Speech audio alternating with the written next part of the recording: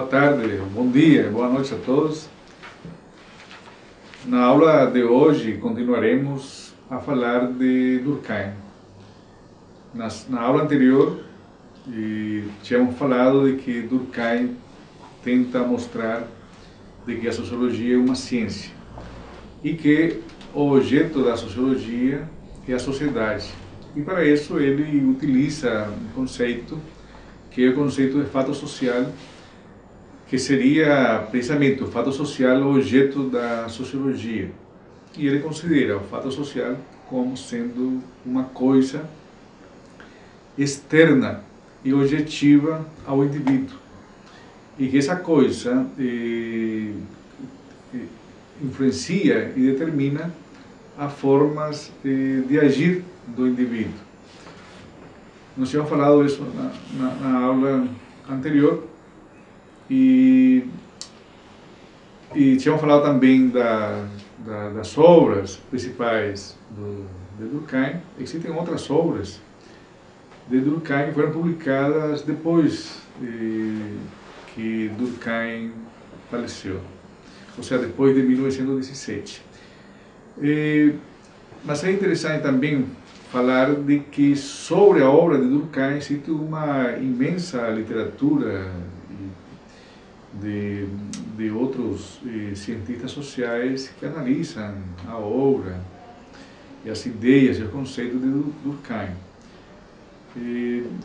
Existem vários autores europeus e americanos, inclusive brasileiros, que têm estudado e pesquisado a obra de Durkheim, inclusive utilizado como sendo referência para as pesquisas aqui no Brasil.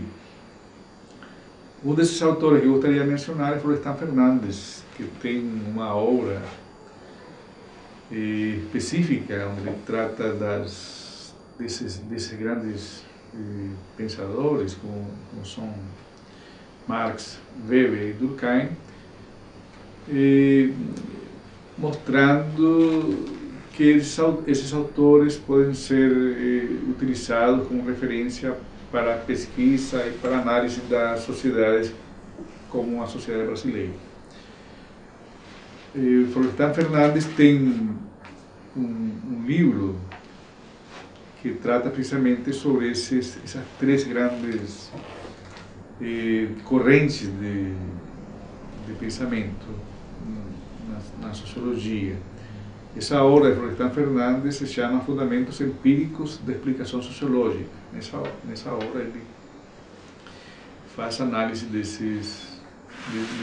do pensamento de Durkheim, Weber e Marx.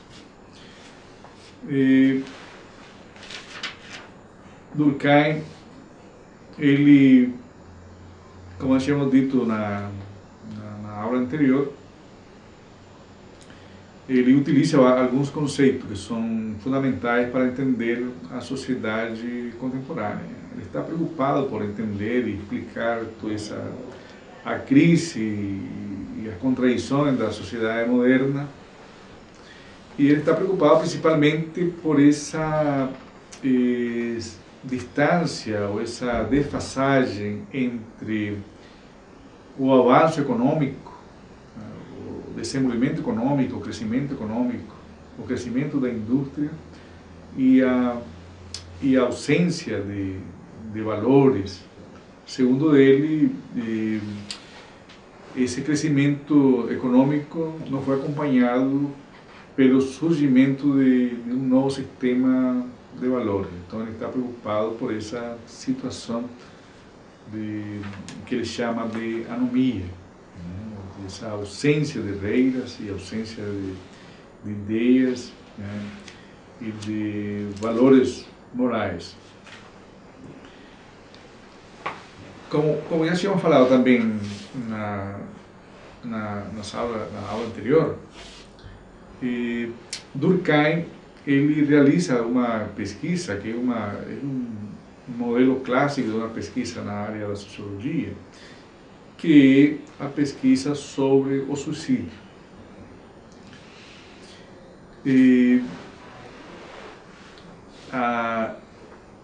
Recentemente foi traduzido esse livro de Durkheim, O Suicídio, e é interessante analisar e, ou seja, ler esse livro, porque Durkheim mostra como se faz uma pesquisa científica na área da sociologia e como ele utiliza o método e como ele utiliza fontes secundárias de dados para mostrar de que forma o suicídio pode ser entendido e explicado a partir da perspectiva sociológica. E então Durkheim está preocupado por definir sociologicamente o suicídio. Esse é o primeiro passo, o primeiro momento de uma pesquisa sociológica, é definir aquele objeto, definir aquele tema que nós estamos trabalhando, ou seja, definir sociologicamente. E uma das questões que ele coloca nesse processo de definir sociologicamente esse tema, ou esse problema de pesquisa, é se afastar das prenoções, que eles chamam, né? Ou seja, aquelas ideias que fazem parte do senso comum. E é necessário, segundo Durkheim, superar esse senso comum e definir sociologicamente o problema de pesquisa. E, por outro lado, também Durkheim está preocupado por definir o suicídio dentro do campo da sociologia e diferenciando o tratamento que outras áreas do conhecimento, como a psicologia, dão para o suicídio. A psicologia trata o suicídio como uma questão individual, como uma questão própria do indivíduo, produto da angústia, dos problemas, etc. E Durkheim vai procurar as causas do suicídio na sociedade. E precisamente essa é a diferença, ou seja, as causas não se encontram no interno do indivíduo, mas fora do indivíduo. E dessa forma é coerente o Durkheim, quando ele trata do suicídio, especificamente, é coerente com essa concepção que ele tem do que é a sociologia, ou seja, e do que é o método, ou seja, de entender os problemas, os fatos sociais, os fenômenos sociais, nesse caso o suicídio, como algo externo ao indivíduo. Tem uma diferença muito grande então com a psicologia. Então, o suicídio é algo externo, né? Tem um significado social, ou seja, a explicação para o suicídio se encontra na sociedade. Então, tem outro conceito de Durkheim que ele vai explicar, que ele vai utilizar para explicar o suicídio, que é o conceito de coesão social. A coesão social, ou seja, é a integração, ou seja, a forma como a sociedade está integrada. Então, a partir dessa ideia da coesão social, ele elabora algumas hipóteses. Principalmente, Durkheim ele vai mostrar de que aquelas sociedades que têm uma menor coesão social têm maiores taxas de suicídio. Essa seria uma hipótese que Durkheim utiliza, ou seja, aquela sociedade que tem uma menor coesão social, ou seja, tem uma menor integração social, aquele grupo social que tem uma menor integração social, e tem maiores taxas de suicídio. E também ao contrário, seja, aquelas sociedades, ou aqueles grupos que têm uma maior coesão social, já têm menores taxas de suicídio. Esse é, em termos gerais, a ideia, né, que Durkheim vai mostrar. Evidentemente, tem outras alguns desdobramentos, né? Por exemplo, quando ele define o seguinte, ou seja, o suicídio varia na razão inversa do grau de integração da sociedade religiosa, né? Neste caso, ele está especificando ou delimitando mais a problemática,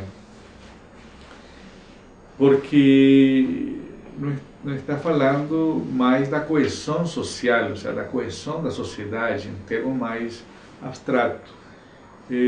Então ele vai especificar e a delimitar o significado da coesão. Nesse caso, ele está relacionando o suicídio com a coesão da sociedade religiosa, ou seja, se refere aos grupos religiosos.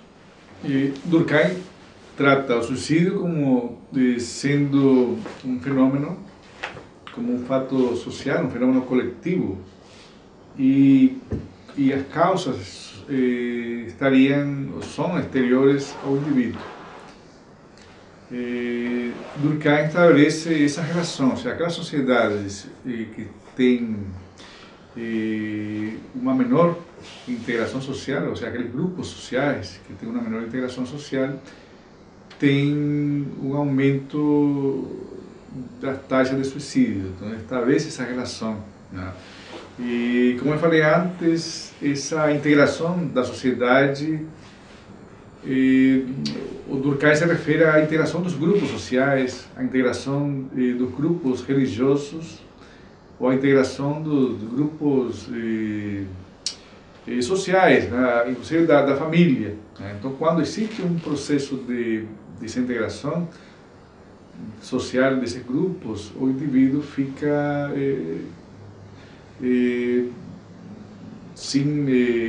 desvinculado desse grupo e, portanto, ele fica em um estado de anomia, ou seja, perde as referências, as regras e esses laços dos grupos sociais. Como eu falei antes, é interessante definir o que é o suicídio, de acordo com Durkheim. Ou seja, o que é suicídio?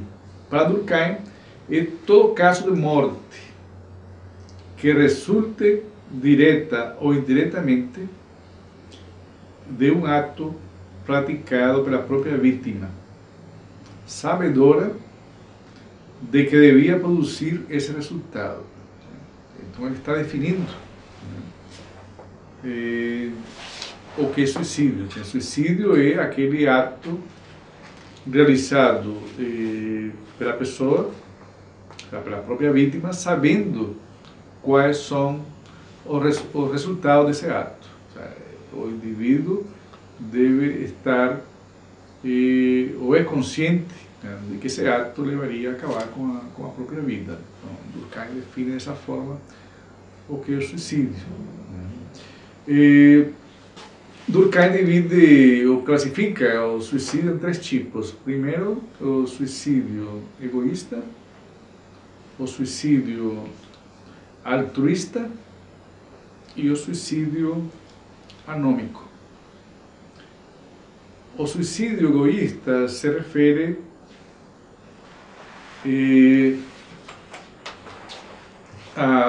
ao suicídio do indivíduo quando se rompem os laços do grupo, ou seja, quando aquele grupo em que o indivíduo está inserido, ou seja, aquele grupo que ele pertence, esse grupo se desintegra socialmente, se perdem os vínculos, então o indivíduo fica sujeito a cometer um ato contra a própria vida. Esse é o tipo de suicídio egoísta, né? E, em outras palavras, existe uma perda do caráter social do indivíduo, ou seja, o homem social ele fica em crise, precisamente porque ele perde a a referência social, ou seja, a referência do grupo. O Durkheim dá exemplo do indivíduo quando se divorcia, ou seja, o caso do divórcio do indivíduo poderia levar, ou leva, segundo Durkheim, a um estado de anomia, que seria essa perda de referência e de normas sociais, o indivíduo perde o equilíbrio. Segundo Durkheim, a maior coesão e vitalidade das instituições ou dos grupos às quais a pessoa está ligada, ou seja, a intensidade com que se manifesta a solidariedade em seu grupo religioso, a solidez dos laços que unem a sua família, contribuem para preservar essa pessoa de cometer um ato dessa natureza. Então fica clara a ideia de Durkheim no sentido de que é a desintegração dessas relações, desses laços e dessa solidariedade de um grupo que influencia o indivíduo a cometer um ato suicida.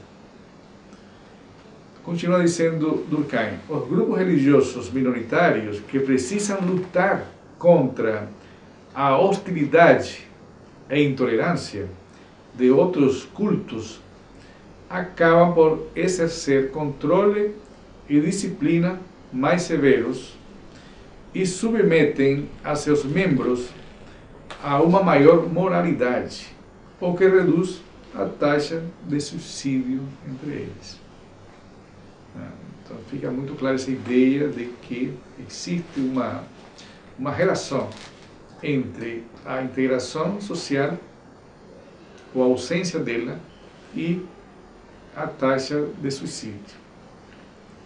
Então, o suicídio egoísta, segundo Durkheim, se dá precisamente por esse enfraquecimento dos grupos sociais. E o indivíduo passa a depender dele mesmo, o que leva a esse suicídio egoísta, por causa da depressão, a melancolia, o desamparo moral e a desintegração social. Então, isso levaria ao suicídio egoísta, segundo Durkheim. Em sociedades que ele chama de inferiores, em sociedades primitivas, ou aquelas sociedades em que predomina a divisão social orgânica, que já tínhamos falado, aquelas onde as sociedades são mais homogêneas, nessas sociedades é mais frequente o tipo de suicídio altruísta. O suicídio altruísta é praticado por enfermos ou pessoas que chegaram ao limiar da velhice. As viúvas, os fiéis e servidores de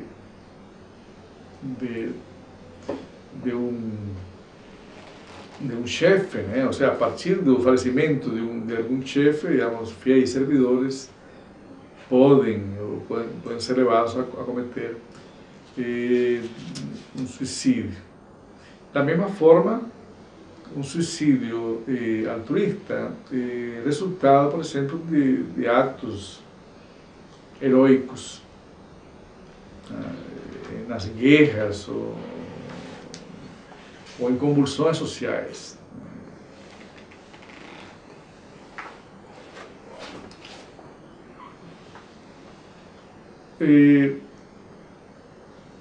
Por outro lado, o suicídio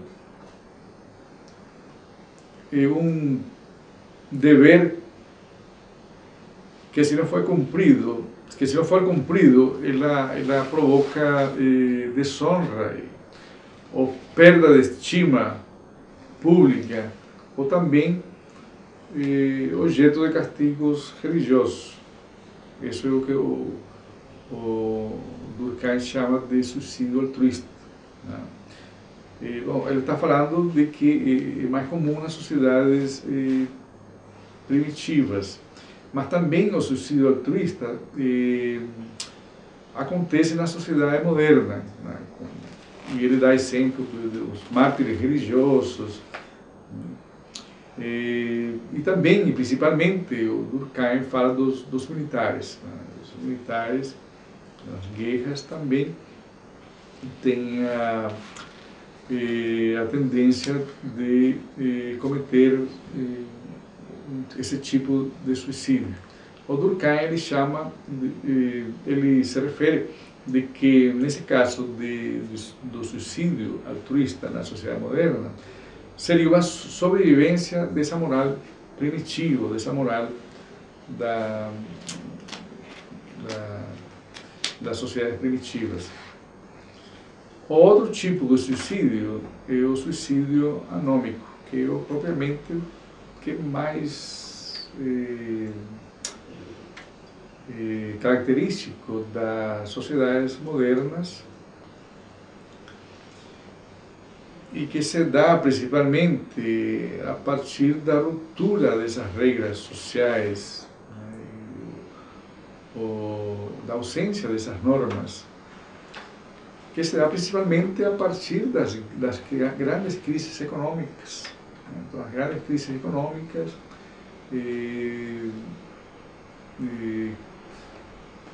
que pode levar a falências de grandes empresas, de grandes indústrias. Essa perda de referências e essa situação de anomia pode levar a esse tipo de suicídio, que seria o suicídio anômico.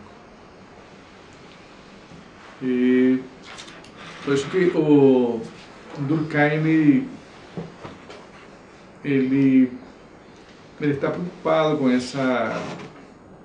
com essa anomia, né? Essa anomia que acontece na sociedade moderna, que é produto desse descompasso entre a crise econômica e o sistema de valores. Como que Durkheim define a anomia? Segundo Durkheim, a anomia é uma condição em que as normas sociais e morais são confundidas, pouco esclarecidas ou simplesmente ausentes. Mudanças bruscas e repentinas na sociedade fazem com que as normas antes já estabelecidas e satisfatórias se tornem obsoletas. Então, essa ausência de normas, né, é o que Durkheim chama de anomia. Então, essa falta de referência, essa crise, pode levar a esse tipo de suicídio anônimo. Por isso que Durkheim está preocupado pela necessidade de uma nova moralidade para acompanhar esse crescimento industrial. Até recentemente, disse Durkheim, o sistema de poderes morais tinha por função disciplinar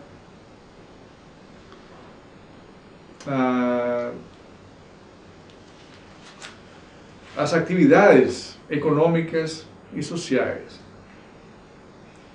E ele dá exemplo da religião, que a religião influencia, ou seja, exerce uma influência entre os operários e os patrões, entre pobres e ricos, e que a religião consolava os pobres e os ensinava a se conformarem com sua sorte. Mas que isso entra em crise e precisamente é necessário ter uma nova moralidade.